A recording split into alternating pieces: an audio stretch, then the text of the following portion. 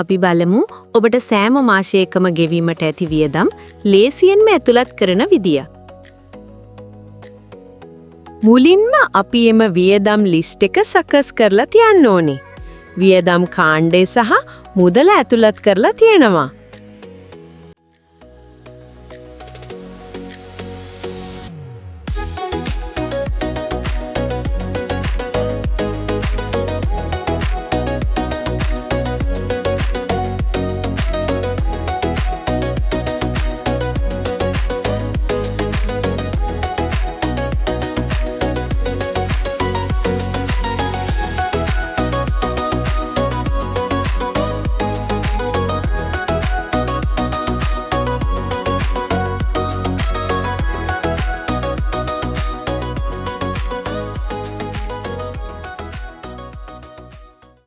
ගෙවන අවස්ථාවේදී මුදල වෙනස් කරන්න පුළුවන්.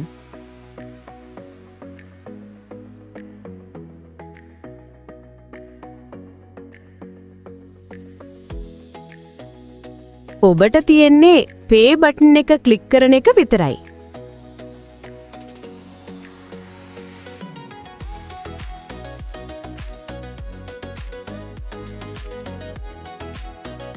මාසිකව ගෙවීමට ඇති මුළු වියදමත් මේ මාසය තුල ඔබ ගෙවා ඇති මුදලත් ගෙවීමට ඉතිරි මුදලත් ඔබට පෙන්නනවා. බැලන්ස් රිපෝට් කියන එකෙන් අදාළ මාසයේ මාසික වියදම් සහ නොගෙවූ වියදම් ගැන විස්තරාත්මක වාර්තාවක් ගන්න පුළුවන්.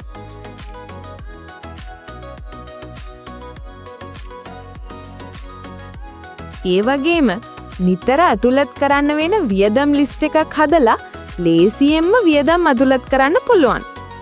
කොමන් කියන මෙනු එකට ගිහින් නිතර සිදු කරන වියදම් ලිස්ට් එකක් හදමු.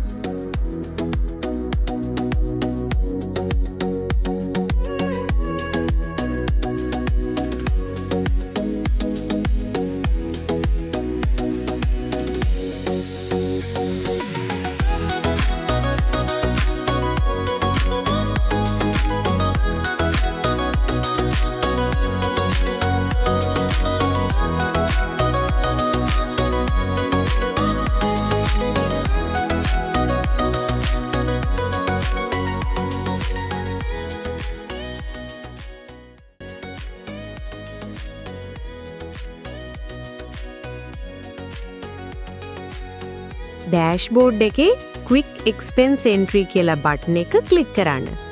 වියදම් වූ මුදල ඇතුළත් කරලා ඇඩ් බටන් එක ක්ලික් කරන්න.